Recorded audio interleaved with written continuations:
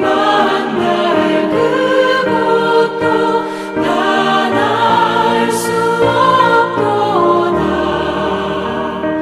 내가 믿고 또 의지하는 내 모든 형편 아시는 주님, 늘 보호해 주실 것을 나는 확실히 아네.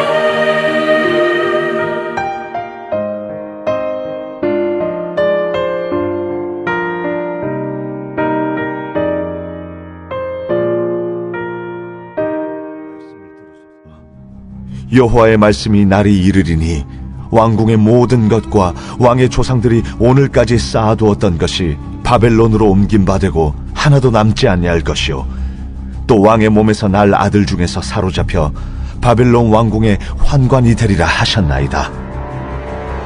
당신이 전한 바 여호와의 말씀이 선하니이다. 만일 내가 사는 날에 태평과 진실이 있을진데 어찌 선하지 아니하리요. 히스기야의 남은 사적과 그의 모든 업적과 저수지와 수도를 만들어 물을 성 안으로 끌어들인 일은 유다 왕 역대 지략에 기록되지 아니하였느냐. 히스기야가 그의 조상들과 함께 자고 그의 아들 므낫세가 대신하여 왕이 되니라. 이스라엘의 지정학적 위치는 강대국에 둘러싸여 있어서 이스라엘의 흥망성쇠를 이해하는 데 반드시 고려해야 할 사항입니다. 남쪽으로는 애굽이 있었고 북쪽으로는 아수르나 이 바벨론 같은 신흥 제국들이 있었습니다. 성경에도 거의 매번 등장하는 애굽은 나라의 힘이 강해지면 어떻게 해서든지 중근동 지역을 장악하려고 했고, 아수르와 바벨론과 같은 신흥 제국들도 중근동 지역뿐만 아니라 애굽까지 정복하려 했습니다. 그러다 보니까 이스라엘은 끊임없이 전쟁의 위협 속에 있었던 것이죠.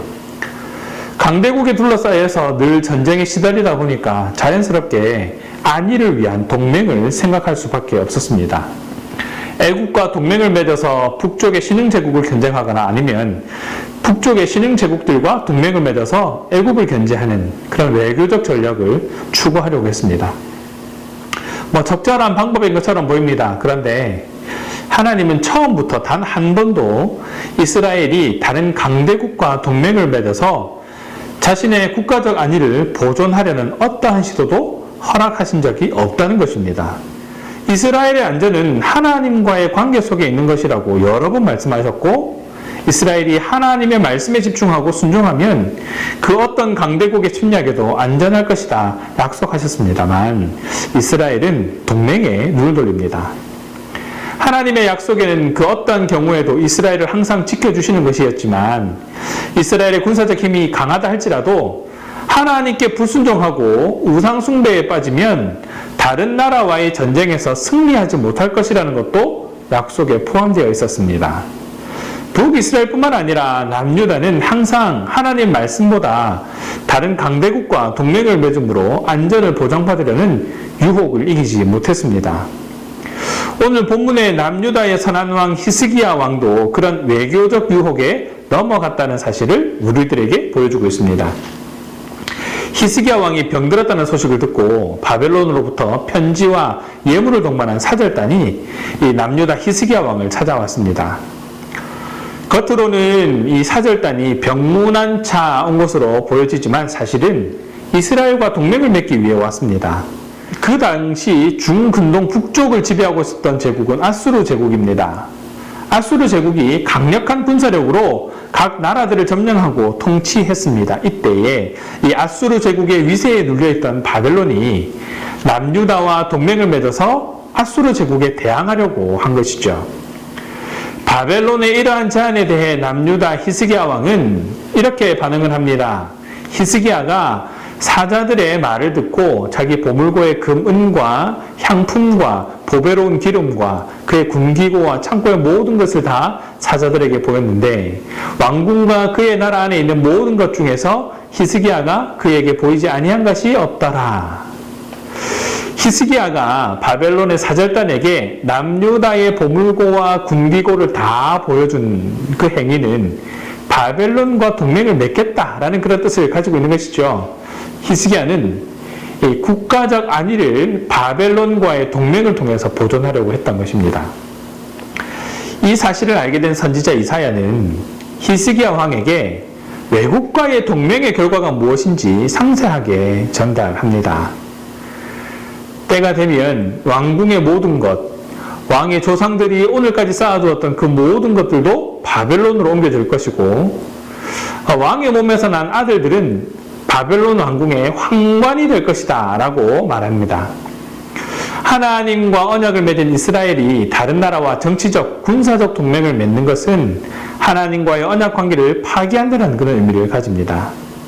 히스기야는 이스라엘의 안위를 하나님에게 맡기지 않고 지금 당장 눈에 보이고 손에 쉽게 잡히는 정치적 동맹을 통해서 살아남겠다고 결정을 한 것이죠.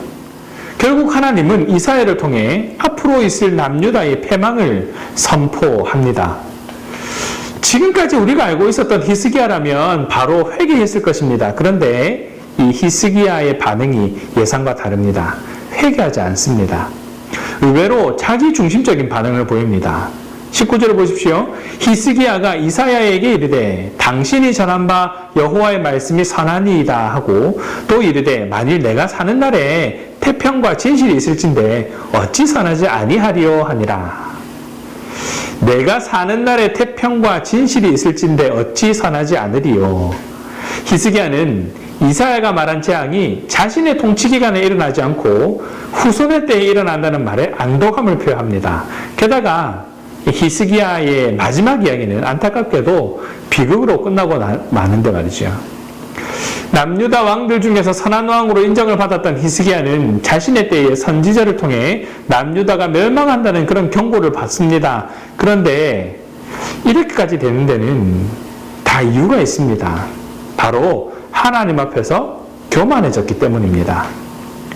히스기야는 하나님으로부터 은혜를 받은 후에 교만해졌습니다. 죽을 병에서 살아나는 은혜를 받았을 때에 하나님을 더 의지하는 삶이 아니라 교만해진 것입니다.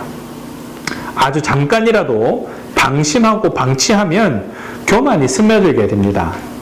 결국 히스기야 왕은 자신을 내세우게 되었고 자신의 외교적, 정치적 능력을 하나님보다 더 신뢰하게 된 것입니다. 우리 주변에도 이런 사람들이 있지 않습니까? 하나님으로부터 은혜를 받았다고 말하면서 동시에 아주 교만한 사람 말입니다. 옛날에 이런 사람도 있었죠. 은혜를 받았다고 말하면서 이상하게 이 목소리부터 달라졌던 그런 사람들.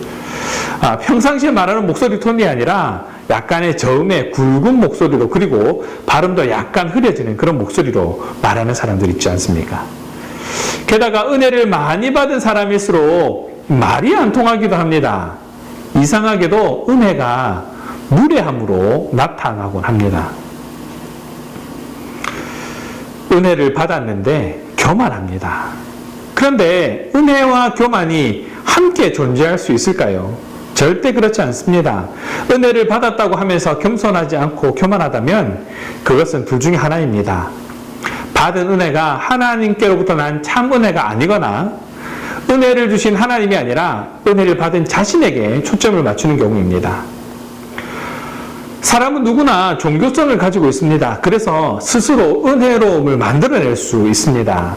스스로 분위기를 조작하는 것이지요. 결국 마치 그런 것처럼 느끼게 되는 경우입니다.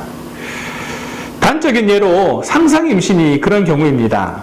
임신이 너무 간절해서 실제 임신한 것처럼 입덧도 하고 실제로 심지어 배도 불러온다고 하죠.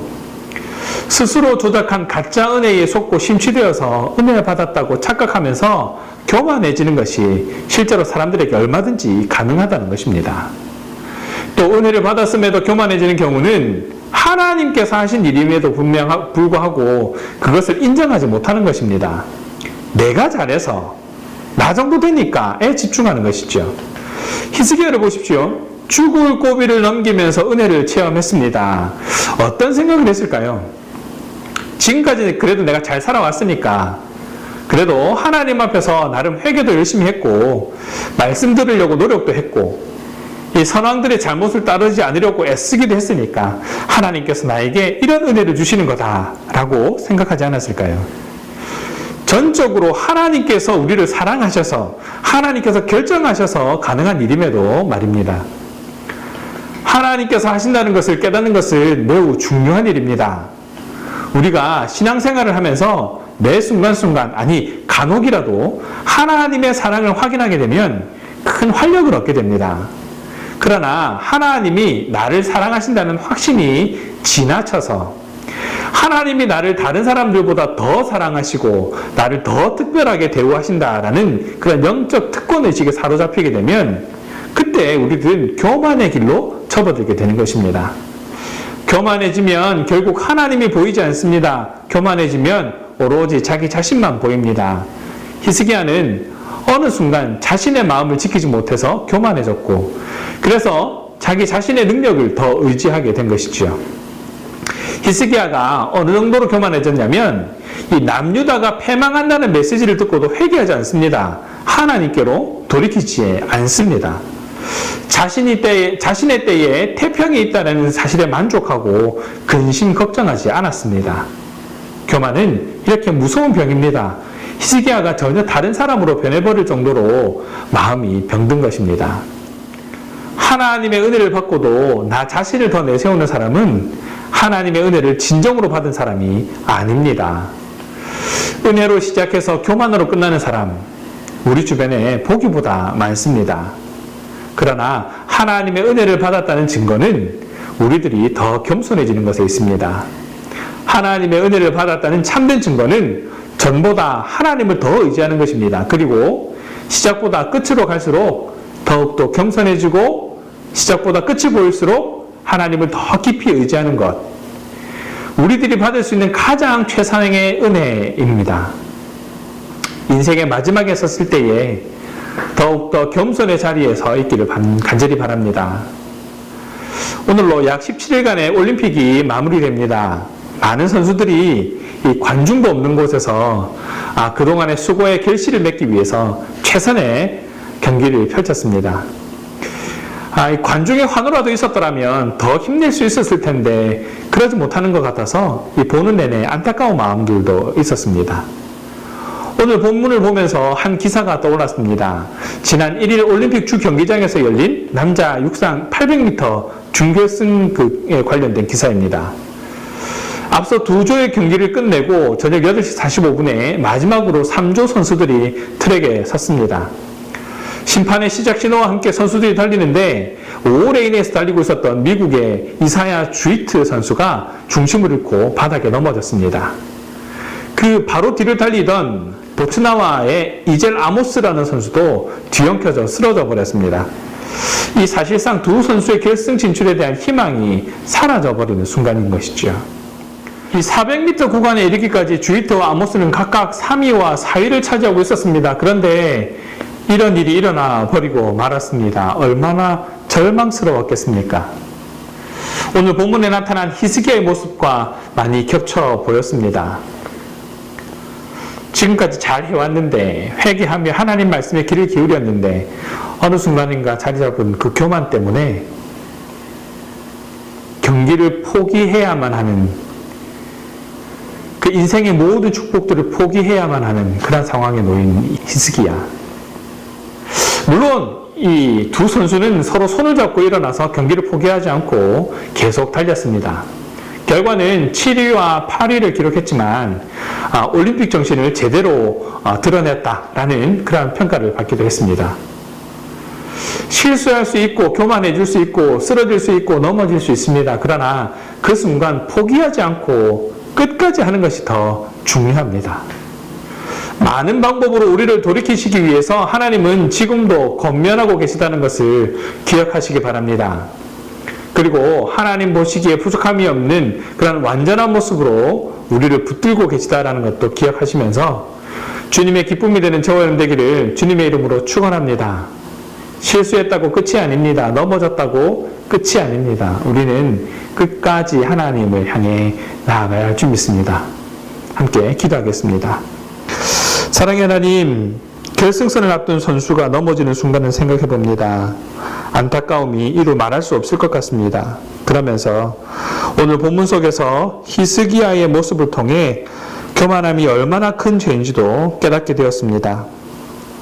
하나님의 은혜로 시작한 삶에 중간중간 하나님의 은혜를 덧입었음에도 가장 중요한 순간에 교만의 늪에 빠져서 자신뿐만 아니라 남유다까지 패망 속으로 끌고 들어가는 것을 오늘 살펴보았습니다. 하나님, 우리들에게 하나님의 은혜를 갈망하는 것 이상으로 겸손을 추구하게 하옵소서. 그래서 우리들의 인생의 시작과 과정과 끝이 겸손의 자리에서 하나님의 은혜를 누리는 복 있는 사람들 되게 하여 주시옵소서. 그래서 더욱 하나님을 의지하는 삶이 되게 하시고 합당한 열매로 기쁨이 되는 삶을 살아갈 수 있도록 주님 인도하여 주시옵소서. 감사합니다, 주님. 우리 주 예수 그리스도 이름으로 기도합니다. 아멘.